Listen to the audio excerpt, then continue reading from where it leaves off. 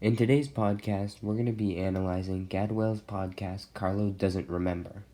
If my voice seems a little raspy in this podcast, it's because, my allergies have been acting up the last few days, and it hasn't been a lot of fun. But I'm pushing through, and I'm getting this podcast done for you guys. Alright, let's get into it. Gladwell's podcast, Carlos Doesn't Remember, takes us on a thought-provoking journey about poor smart kids in the United States. We are introduced to Carlos as a pseudonym who is a teenager, and we learn about his background and struggles that he faced growing up as a poor smart kid in Los Angeles. He was lucky enough to be taken under the wing by Eric Eschner, the founder of Yes. Yes is designed to identify poor smart kids early on in their schooling in grade 4 and assist them in educational opportunities including university in their future. Gladwell describes the notion of capitalization in society. He argues that in order for poor smart kids to reach their potential, it will not happen for them unless they have people like Eschner watching out for them and providing the path for their opportunity. Gladwell's organizational structure, use of music, other voices, and rhetorical strategies all play a key component in this podcast. Let's explore them a bit further. First, let's talk about the music. Gladwell uses several different tones of music to invoke different emotion within the listener based on what he is talking about at the time. There are times when we hear happy, upbeat music, such as in the beginning when we are introduced to Carlos and how he got a scholarship to a really good private school. This leads the audience to feel happy. The music also changes from happy to upbeat to slower and somber when Gladwell is talking about capitalization and social mobility. Unfortunately, we know that things do not happen that way, even though they should. He uses music not just for emotion and setting the tone, but also when there is a transition into a new idea. For example, transitioning from talking with Carlos, then into a narrative, and vice versa. Now let's talk about some other voices that we hear in the podcast. In the podcast, we hear from Carlos, Eric Eschner, Elena Baruff, Eric's business partner, and Carlos's sister. By hearing directly from them, it helps the listener to connect with them and emphasize the situation that Carlos has experienced. It is also interesting to hear the laughter and sort of side jabber during the interviews. It stresses to the audience the connection that Eric, Carlos, Elena, and his sister have. It adds strength to the credibility of the podcast. When the voices speak but unclearly or quiet because they are in the background, Gladwell repeats what it is they say so the audience does not miss what he thinks is an important addition to the story.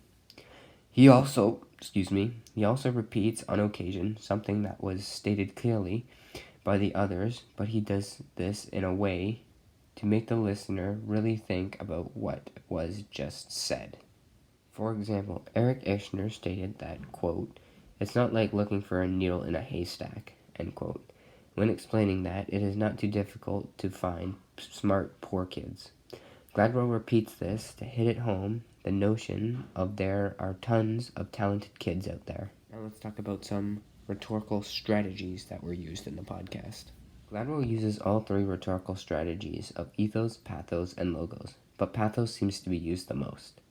The music helps to create this, Gladwell's voice itself, as well as the different things that are stated.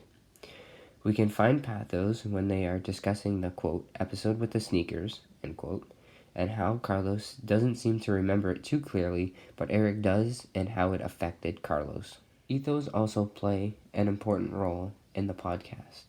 He created credibility for the audience by giving background information about Eric Eschner. Gladwell also cites a paper that was published by two prominent economists from Stratford and Harvard. This adds an interesting perspective and insight into the podcast. He goes on to explain how Horbucks and Avery, the two economic scientists, decided to check their own findings. Gladwell uses logos throughout the podcast to make the listener think about what he is presenting. For example, he states, quote, "You're born poor, you can move up. If you work, you can improve your lot," end quote. Seems simple, and makes sense to the listener. He further uses this when he is defining capitalization. When he shares information about the study by Horbucks and Avery, he states that, quote, "Admission officers are totally wrong. Actually, there are a huge number of poor smart kids in the United States. There are probably around 35,000 students a year that score in the 90th percentile or above on the SATs." Lastly, let's talk about the organization of the podcast. Finally, Gadwell starts off the podcast by having listeners hear Carlos, followed by the musical introduction of the podcast and a bit of background information from Gadwell about Carlos. Gadwell goes back and forth between interviewing, followed by some narrative from himself, and back to interviewing. All the transitions are cut by music so the listener is aware that something is changing. His narratives always add additional information for the listener and highlights what has been said or what will be said in the interview portion to strengthen the story. I hope you guys enjoyed this analysis on Gadwell's podcast, Carlos Doesn't Remember. We looked at the music, some of the other voices that we heard in the podcast, some rhetorical strategies of ethos, pathos, and logos. And we also looked at the organization of the podcast. I encourage you guys to go listen to this podcast yourselves because it is very good and it's not that long at all. All right, well, that's it for me. We'll see you in the next one. See ya.